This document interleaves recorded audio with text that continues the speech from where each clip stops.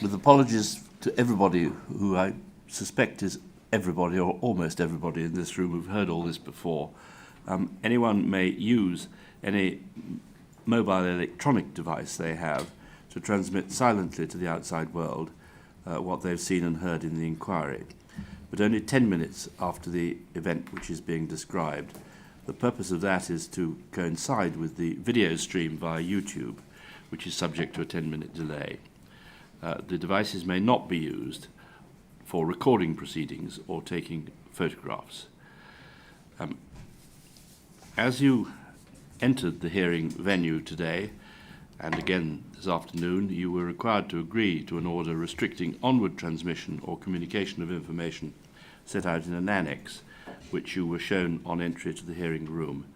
This information will not be published in the hearing transcript and will not be transmitted via the YouTube stream. Counsel to the inquiry will direct the witness not to refer to it in their live evidence, but if they inadvertently do so, we will need to pause proceedings. If you're uncertain about how to comply with this order, or you have any concerns about the terms of the order or the content of the annex, please speak to Shawana Williams, who was at the back and now is there and waving her hand, and she will assist you. Thank you. Yes, Ms. Carter. Thank you, sir. Mr. Morris, I'm moving now to ask you some questions about the officer known as HN85, cover name Roger Thorley, real name Roger Pierce. I think you say in your witness statement that you don't actually recall Roger Thorley as he would have been known to you at the time. That's true, and that's correct. And also, I've not been given a photograph, if one exists, so it doesn't help with my... I think all the cover officers should provide photographs of them when they were in their deployment time, so that because people often don't remember, names, but they might remember faces. All right. I'm going to ask you now about what he seems to remember about you, to give you the opportunity to comment upon it if you wish to. All right, so can we start, please, with HN85's witness statement, MPS 0747965, and can we turn, please, to page 58? And I'm just going to set some context, Mr. Morris, so that you can follow what he says. So you may be aware, now that HN85's statement has been released, that he spent a lot of his time reporting on the Freedom Collective or Freedom Press. At paragraph 113, he says this: my objective was then to have associations and friendships. It should come up on your screen, Mr. Morris. Yeah, that's fine. Yeah. My objective was then to have associations and friendships with those of a different disposition who passed through freedom. And then he mentions a number of people, and we know, because you've not sought any privacy redactions, that your name will not be under a privacy redaction. So he names a number of people, and that list does not include your name, do you see? Correct. Can we move to paragraph 114, please? And it's the next page, paragraph 114, page 59. And he's saying these two groups of people, so the Freedom group and the second group that he's just listed, would not necessarily get on. The second group, those with the more active disposition, who I described in the preceding paragraph, were almost looked down upon by the intellectuals of Freedom Collective, the first group. And he says, I maintained a degree of involvement with both groups. And then can we just move down, please, to paragraph 116, next page, page 60. He says this: the following people in the second group, so that's the group he describes as more active than Freedom, would have considered me a trusted friend. And can we just scroll down just a little bit, please? Stop there, please. and we see your name is on that list, Mr. Morris, just below the name Martin Wright. So he appears there to be describing you as somebody who would have considered him to be a trusted friend. I presume, since you don't recall him, you don't agree that that would be the case? I don't agree, yes. I'm sure I would remember him if he was a trusted friend.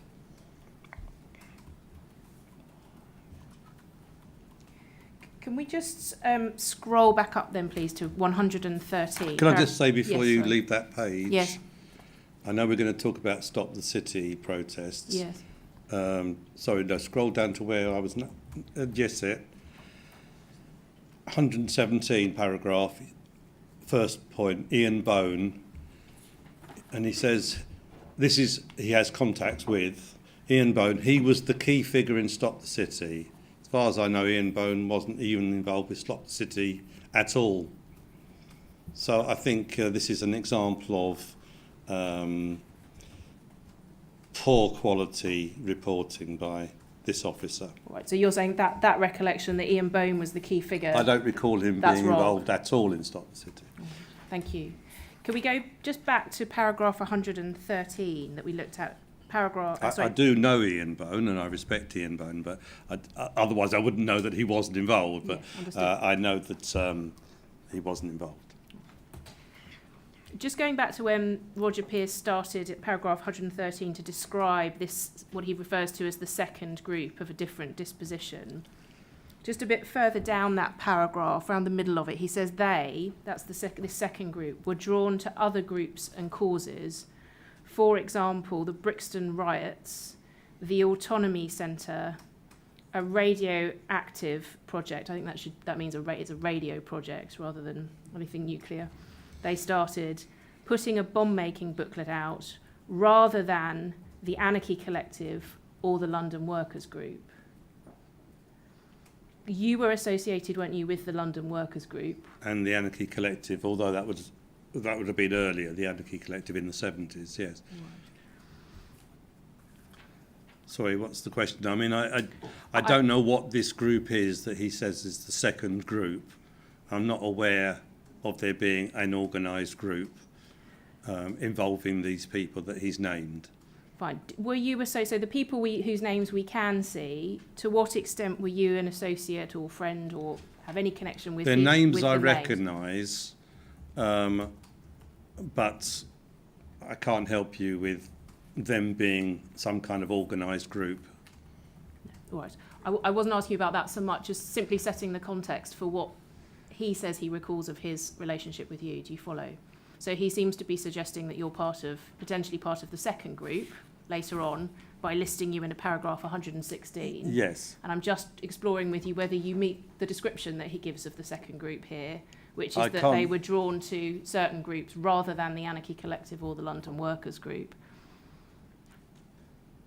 None of the people named, as far as I can see, were involved with the Anarchy Collective or the London Workers' Group. But you were? But I was, yes. Can we go forwards, please, in the statement to page 89, paragraph 177?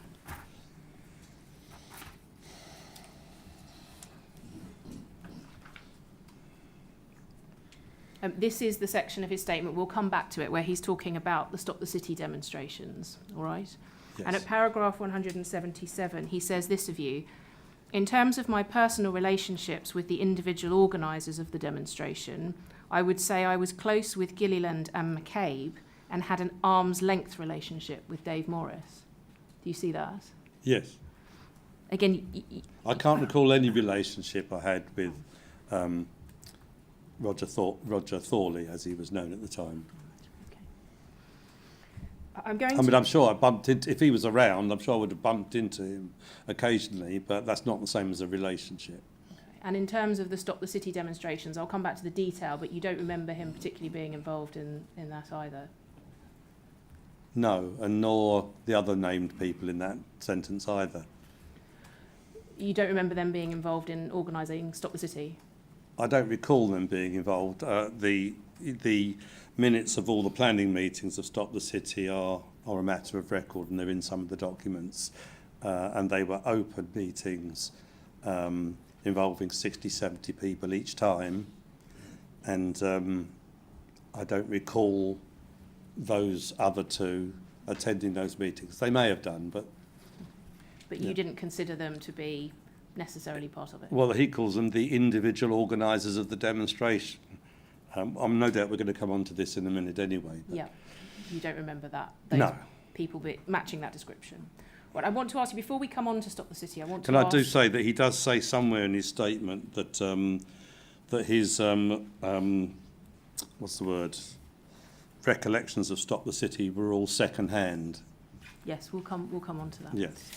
Can I just, before we do, can I ask you about something that Roger Pearce has said in his statement, which I think was disclosed to you before you gave your witness statement, shortly before you gave your witness statement. Can we turn, please, to page 63 in that witness statement, paragraph 120.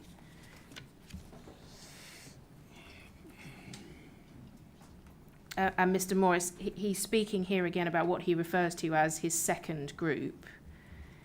He says they would have supported the use of violence and infiltrated other causes to agitate and encourage violence. Some would have deployed violence themselves. And then he says, for example, at one point I went with someone, not you, and others for a spontaneous recce of Aldershot Barracks to look at the potential to put a bomb down. I drove them there from London pretty much on the spur of the moment. Do you see that? Yes. If we turn, please, to page 120 of the witness statement, paragraph 247.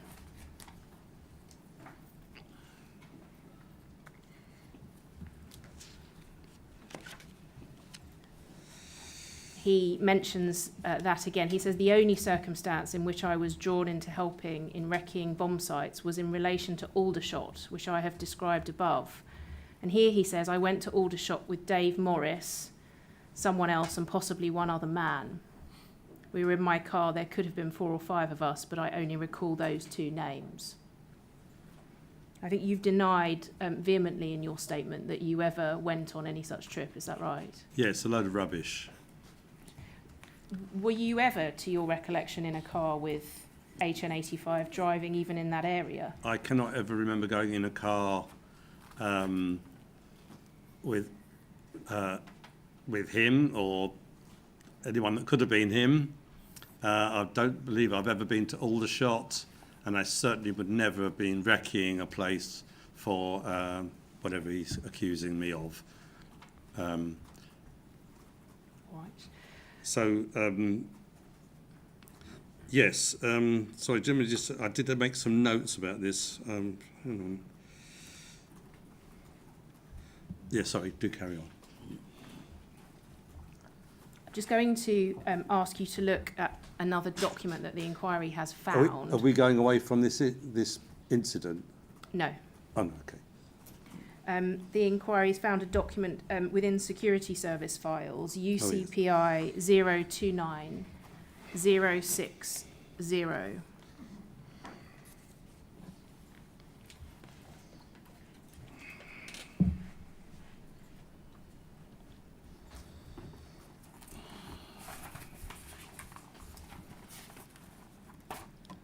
So you should have this in your bundle. Yes. That's C1. It's the bundle for Mr. Morris, C1.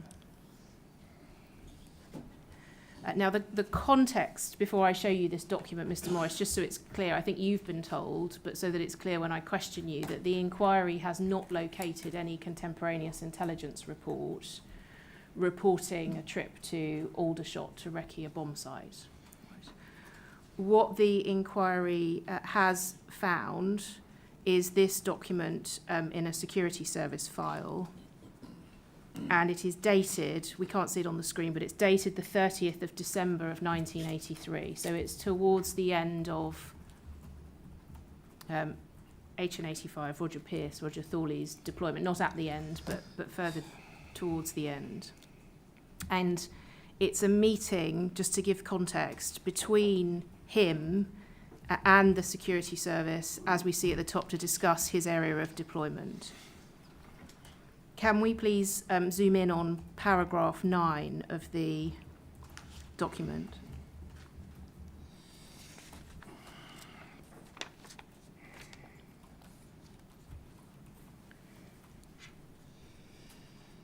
So this is recording, the security service recording Roger Pierce telling them that he had to become involved in daubing graffiti and perpetrating minor acts of arson, which I'm sure he'll be asked about tomorrow. And he said this latterly had been drawn into helping someone in wrecking possible bomb sites. He stressed that the group were very security conscious and that only, and then there are 4 names, knew of what had been done and what was being considered.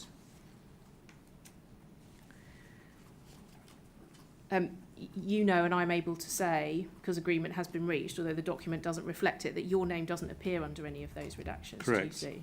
So you are aware of that? Yeah, he says that only those 4 people know about this matter, but I'm not named. No. I'm not saying the other people did know. He may have made the whole thing up, but yes, certainly I was not named there. Yeah. Did you have any knowledge of an idea, a plan, anything at all to put a bomb in a military establishment in Aldershot or anywhere else? Absolutely none. Before we leave this document, can I make a few observations about this document? Or are you staying on it? No. What is it that you would like to make an observation So I think this shows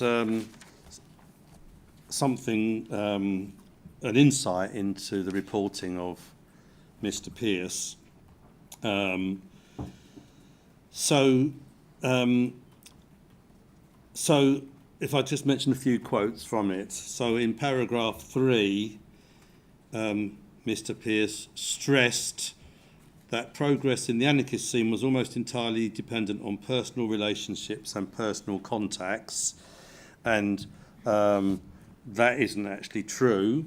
There were many, in fact, all of the anarchist groups that I'm aware of in London were open, met regularly, produced bulletins, had bookshops that you could walk into, and without listing them all, there was no need to establish personal contacts and relationships to find out what anarchists were doing and saying and believing. So that's the first thing. Then in paragraph 4, he was asked about what motivated this particular group of anarchists, which is presumably those 4 people that he names. He then later in that paragraph says, he stressed that despite objecting to the state, they had no reluctance to draw whatever social security that was available. And I noticed throughout his documents and reportage, he makes continuous disparaging remarks of people. And I think that should be noted. And he also makes disparaging remarks about people that have a business. So if they're not drawing social security, then they might be running a business, and he disparages freedom for being involved with a business. So you can't win any way with Mr. Pierce. He then says in that same paragraph, their attitude to violence was largely one of contempt for property and would not be aimed at people. I think that's an important So are you saying that he's accurate when he says that? Well, I don't know, but all I'm saying is that's what he's saying.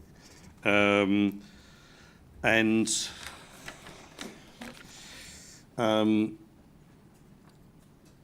in paragraph 7, he stressed the variety of sexual expression within the group. Actually, no, I thought he was saying that within the movement as a whole. So I'll leave that one because I don't actually know, about the people's sexuality in that group. But if he's kind of implying that, if you're active in the anarchist movement, that you're going to be drawn into sexual relationships against your will. That's the kind of impression I got from some of his reportage. So, which is not true. Actually, in my experience of being in the anarchist movement. Mr. Royce, can I just pause you because I'm conscious that we're running short of time. I do want to make sure I've got time to ask you questions about Stop the City. Okay, we'll carry on. If there are comments on the documents, your legal My team will make witness- closing my witness submissions and statement- your witness statement sets My out witness statement your- goes into a your bit more points. detail Yeah, about. Yeah, and that And I'd only will seen- be published. I so- hadn't seen that document, and I'd only seen about 5 or 6 paragraphs of his witness statement when I was writing my witness statement. Yeah. Even though his witness statement was from 2 years ago, I only saw it quite recently. Understood. So, yeah. Can we turn to Stop the City then as a final topic, because it's Yes. something that Roger Pearce reported on. From your point of view, you were involved in organising the Stop the City demonstrations. Would you accept that? So, yes, so I have to give a bit of background so that people understand what we're talking about. But basically, members of London Greenpeace were going to the protest at military bases against the sighting of cruise missiles, nuclear missiles at military bases around this country. And these were big demonstrations involving tens of thousands of people, blockades, trying to prevent the installation of these missiles. And in London Greenpeace, a few of us were sitting around saying it's kind of crazy going off into the middle of nowhere to these protests.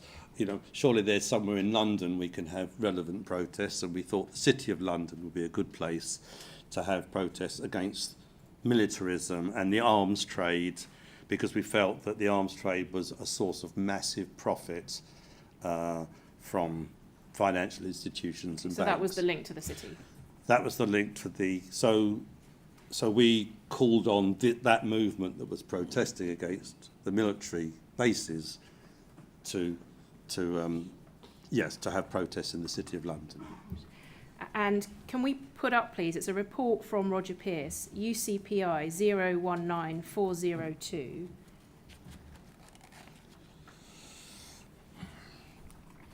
It's the 16th of August 1983. And so it is your B91.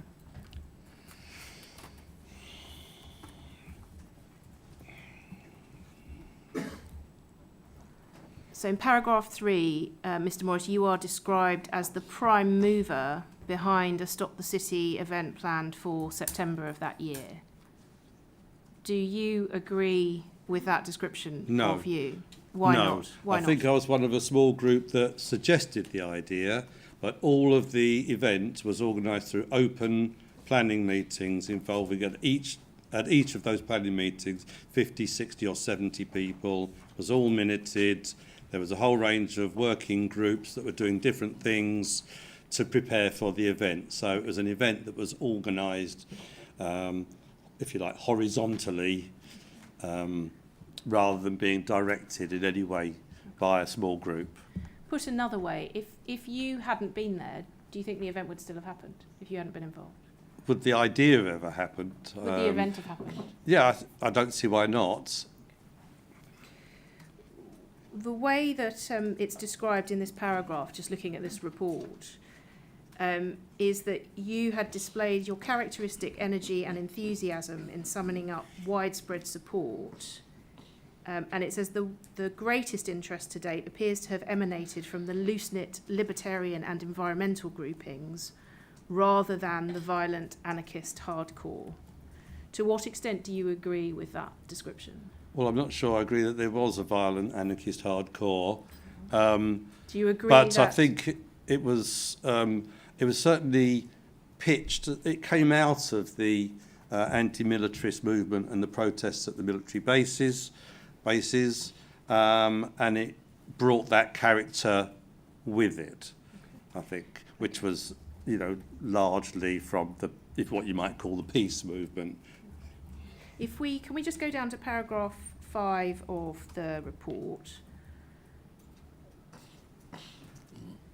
It's suggested there that you had made what's referred to as overtures to CND that had proved unsuccessful because there was a concern that the demonstration could prove violent and thereby pose a threat to the policy of MVDA, non-violent direct action. Is that accurate, that you tried to get CND involved, Yes. but they were concerned about that aspect? Yes, I think what they were concerned was that they wanted a guarantee from the organisers of the event that there would be no what you might call violence, but what it turned out to be is that we couldn't guarantee that if the police were aggressive, that people wouldn't defend themselves. So, we couldn't guarantee it because, we can't tell what the police are going to do, and B, we weren't in control of the demonstration in that way. It wasn't really a demonstration, it was actually a whole range of decentralised, self-organised activities all over the city. Sort of street theatre, sit-downs, occupations, handing out leaflets, slow bicycle rides. It was, we tried to create this, mosaic of people organising the kind of things that they wanted to do in the City of London. Right. It just for completeness, if we could have a look at paragraph 6 of the report as well. Because it goes on to say, ironically, in view of the CND attitude, the reluctance of anarchists to become involved stems from the realisation that the demonstration is intended as a pacifist event. Were you aware of reluctance on the part of some, and do you agree with its description as intended as a pacifist event? I can't comment on what other people think, basically. Okay. I mean, if people want to support an event, they will support it. If they don't want to support it, they might find all kinds of reasons not to support it. It was a new kind of event that hadn't really happened before. It was in the centre of, the financial district of London, and it was an event that was decentralised with lots of initiative, different groups involved. So I can't talk about what reasons they gave for not taking part. All right. Finally on this, can we just... It is ironic that some people thought it was too pacifist and some people thought it might be too violent. Can we finally look at paragraph 7 of this report? I just want to ask one more question before we leave it. The suggestion there is that you attended Freedom Press to request the use of the building and telephone on the day as a support and legal aid centre. That's correct. Was the purpose of a legal aid centre because you anticipated that there might be arrests? Yes. There were arrests at all of the Stop the City events, of over 1,000 arrests over a 1 year period. Yeah. But this was the first such event, wasn't it, in September 1983? Yes. And so in advance of it, you anticipated that there might be arrests. Was this the first event? The first event, yes. Yeah. Yes. So this is a report in August, planning for the September event. Yes. You anticipated that there might be arrests. Yes. I think people organising demonstrations of any character, it's a responsibility to, give people legal advice and support them if they're arrested. Can we take that down? Just have a look at one more report relating to the September 1983 event. UCPI 019511, please. And can we turn to paragraphs 6 and 7 of that report? This is another report on the September. This is the 20th of September. The Stop the City was the 29th, so just shortly in advance.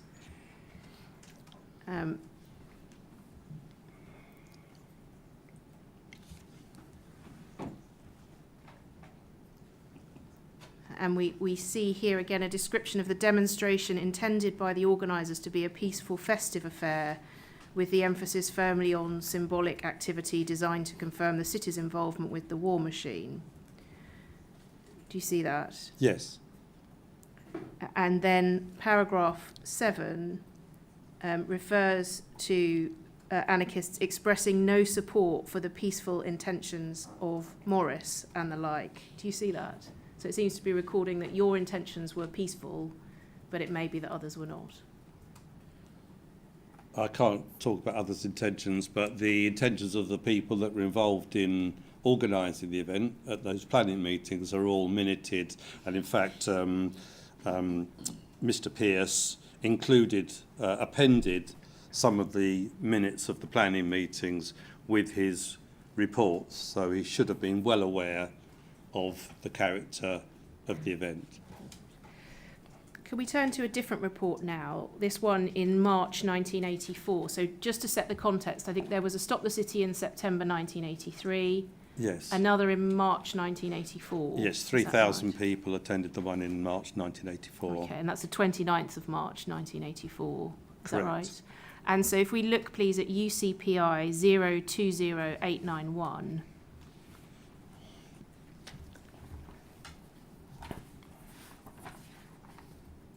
So it's your B97, sorry. This is a report of the 7th of February, so just shy of 2 months before the second Stop the City. And Roger Pearce reported on it in this way. Paragraph 2. Oh, That it aroused little interest amongst anarchists of Freedom Collective, Anarchy Collective, London Autonomist, Black Flag Collective, or Brixton Anarchists generally. Do you see that? Yes. Do you agree with that? That the events were not particularly popular amongst those named anarchist I wouldn't groups? say those were actively involved as groups, but individuals probably supported. Yes. And then can we look at paragraph 4, please? I think paragraph 3 I'm very keen to. Okay, let's have a look. to We can talk look about. at paragraph where it describes you as a principal organiser. And then, Shall I read it out? I don't think I need to read it out, but it Well, comments on. It Well, comments I think on. this is typical of much of his reporting and also other spies' reporting. So he says that that there's tension between me and somebody else, I can't remember who, on account of relationship with my girlfriend at the time, and that I was unable to reconcile myself to the notion of a ménage à trois, which is nonsense, and that I had a clandestine affair with an unidentified French woman, which I didn't. It remains to be seen whether these domestic problems, which didn't exist, greeted with hilarity by those anarchists who regard Morris as a tiresome irrelevance. Can't comment on that, except for how are the people talking about this non-existent event unless somebody is spreading rumours, and it might jeopardise our working relationship. I believe that that's all nonsense, but it shows that I believe that Roger Thorley, from reading his statement and his reports, was continuously stirring up division and rumours and personality clashes, and it's more than anything else completely unprofessional. And I think you make the point in your statement that this is one example of that sort of reporting Yes. that you've observed. Can I just go back then to paragraph 4 of the report, just go back to its focus on Stop the City. It's saying of the March event in this report that it's possible that Brixton anarchists or others will once again take disruptive action on or before the event. So the suggestion implicit in that is that some sort of anarchist grouping had taken disruptive action at the previous Stop the City event. Do you follow? If they might once again do it. Were you conscious of disruption at the September 1983 Stop the City event? No, not that. No, apart from what happened on the day, and as I said, the decentralised actions of all kind, and I don't recall any specifically disruptive action. I think he's implying here that there's some other action, almost like separate from the event, but deliberately. I don't understand what he's saying. So. Right. Let me ask you this. There having been some disruption at the September event. Well, obviously there was some disruption in terms of it was a protest. It was all day from 6 in the morning till 6 in the evening.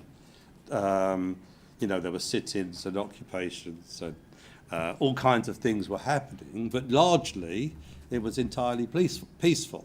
So I'm not quite sure what he's implying here. But anyway, how can I speak for people that I don't know what they may or may not have done on that day, you know?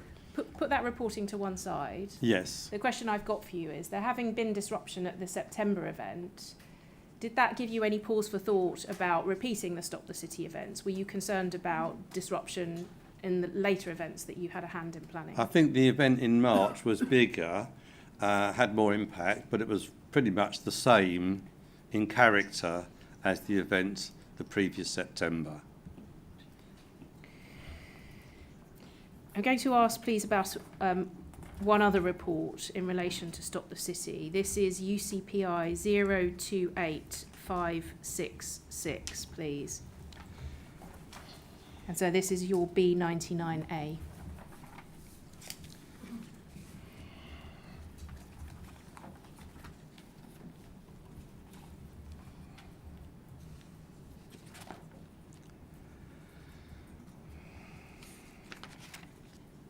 Zero 28566. No?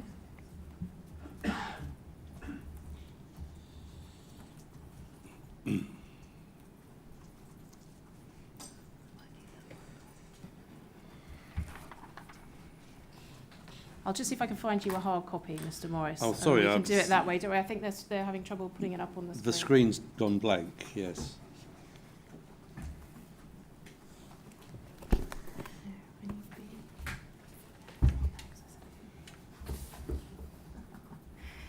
I don't know if there's anyone else in the room who's got a copy. I don't have a copy of that bundle here. I've got one.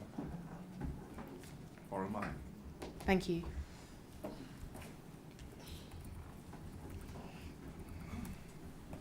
Thank you. Thank you.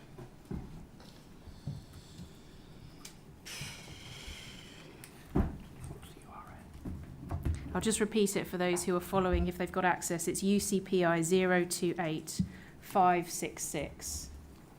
And what you should have in front of you, Mr. Morris, let me just check we're both looking at the same thing, is a report dated the 12th of February of 1985 about a meeting of London Greenpeace. I've actually got this. I've got this one here. Oh, well, that's very I kind. knew it was coming. Thank you. Thank you very much. It's now up on the screen. Oh, okay. Thank you. I did say earlier we're coming back to London Greenpeace in phase 2, so I'm only going to ask you about a very specific part of this report rather than the London Greenpeace I'll try not to be tempted to aspect. Thank you. explain the whole situation. And just that it's clear, the understanding of the inquiry is that this report is in fact attributable to HN10, Bob Lambert. Can I ask you please to focus in on the second half of paragraph 5, which is on the second page of the report, and the comment there.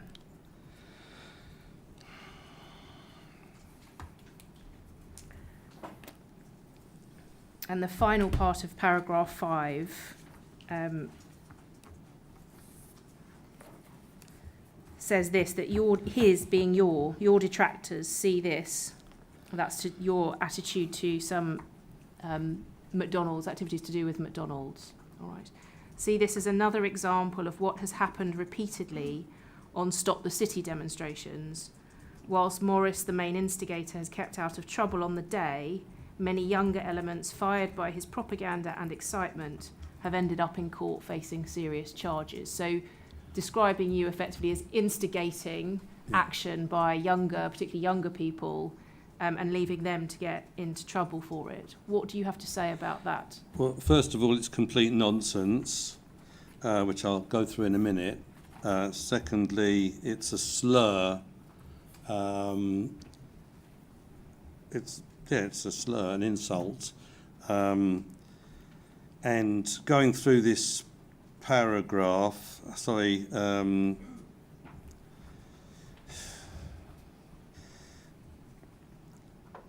So the anti-McDonald's campaign, the main drive of it was to give out leaflets outside McDonald's stores. That was the real fundamental purpose of the campaign, to question and spread alternative ideas to counter McDonald's $2 billion a year advertising, promoting their pretty worthless business. That's what we did from the beginning until, if you like, the end. Millions of leaflets were handed out all over the world, and that was my particular, the main thing, the one, if you like, the one thing that I was always promoting throughout that whole campaign. So if people read a leaflet or they dislike a company so much that they want to petrol bomb their headquarters, you cannot, you can't be responsible for anything that anyone might do because they've read a leaflet or whatever. So as far as me keeping out of trouble on the day during Stop the City, I was there on the ground throughout the whole Stop the City events. The only time I wasn't there was halfway through the day. I got arrested on one of the Stop the Cities. So I wasn't keeping out of trouble. I just got arrested along with everybody else that the police wanted to arrest. Not that I was doing anything. I think I was just walking around. So it's just 100% nonsense, this paragraph. And again, very unprofessional. In terms of the Stop the City demonstrations, focusing on that, do you accept at all the description of you as an instigator? Well, I think I was one of the small group that came up with the idea. It was just a proposal, and, you know, that developed through the open planning meetings into the event it became. So instigator, yes, I was one of the group that instigated the idea. Right. Thank you, Mr. Morris. I have no further questions for you. I understand that we have to have a break now to see if there are any questions. There haven't been any so far, sir, in response to the invitation that you put out before lunchtime. So I'm not necessarily anticipating any, but in any event, there has to be a break to stop the broadcast through YouTube in readiness for the next witness, so we can combine the two, if that meets with your approval. That's very sensible. Mr. Morris, will you bear with us for another quarter of an hour minimum, and if there are any further questions, however long it takes to ask them. Thank you. We'll pause now for 15 minutes. That will permit any questions to be put to Ms. Gargeter to ask if she thinks right, but it will also, and perhaps more importantly, permit the system to be changed over, and I'll say what the consequence of that is when we resume in quarter of an hour.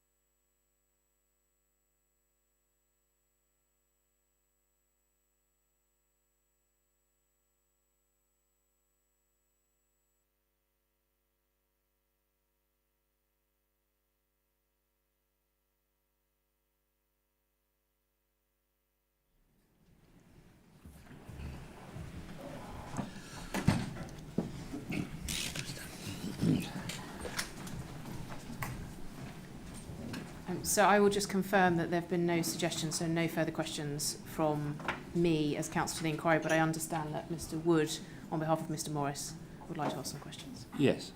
And may I say that the answers that you're going to give are going to be broadcast subject to the 10-minute delay. We'll do the switch over when your evidence is finished. Okay, I'll try and be brief. Yes, can Yes. I ask that UCPI 029060 is brought up? And can we please go to paragraph 9 of that?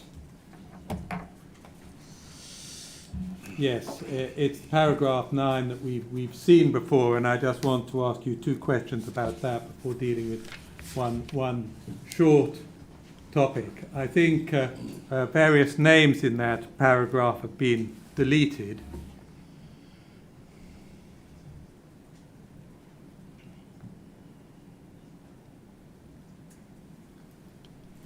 Yeah, the various names have been deleted, but I think you've had the privilege of being able to see those names on one occasion, and I certainly don't want to ask you to identify in any way those people. But are you, when you saw those names, were you able to say anything about them and the likelihood of you ever being with them? I recognise the names, actually, except for one of them. So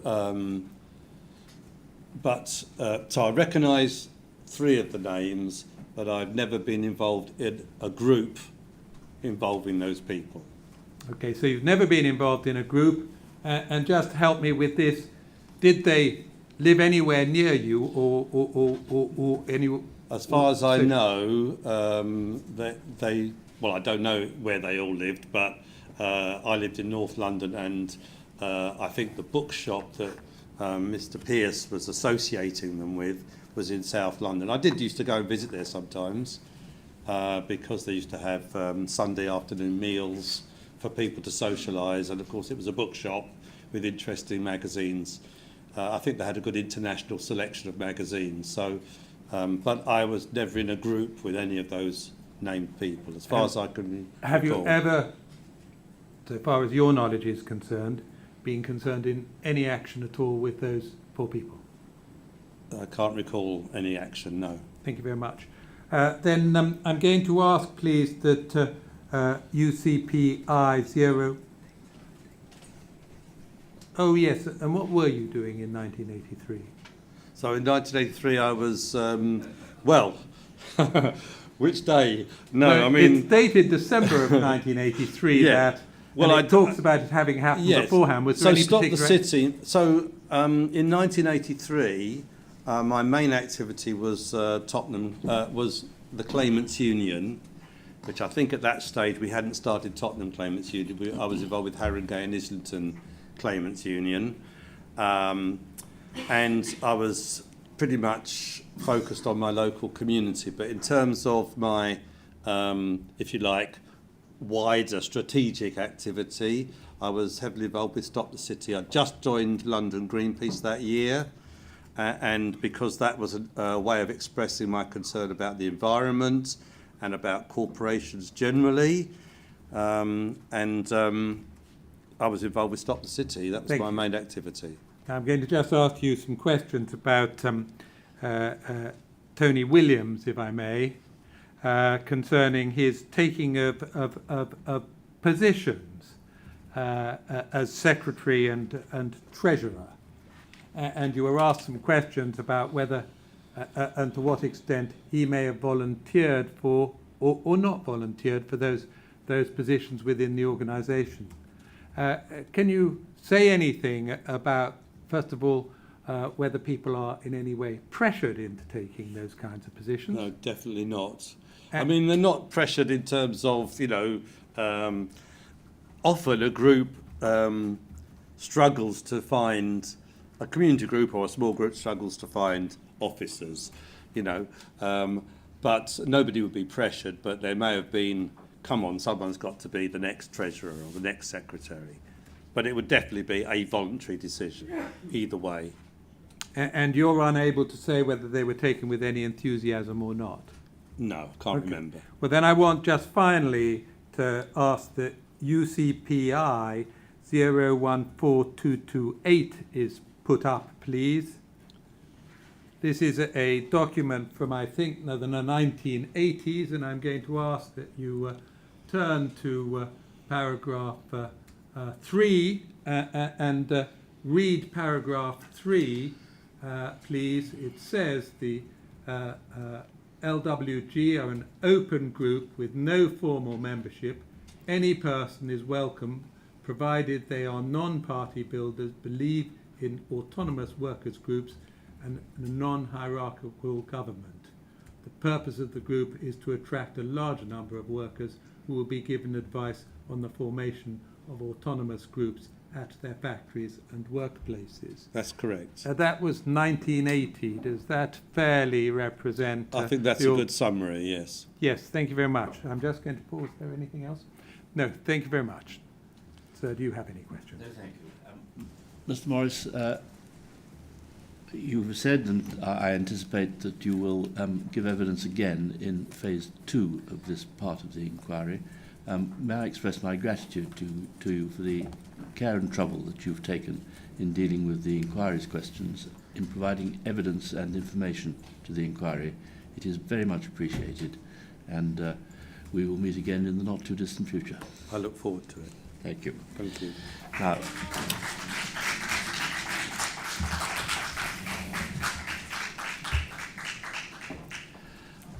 I'm now going to pause proceedings for, I'm told, 5 minutes while we change over from one system to another, and I will say something about that when we resume.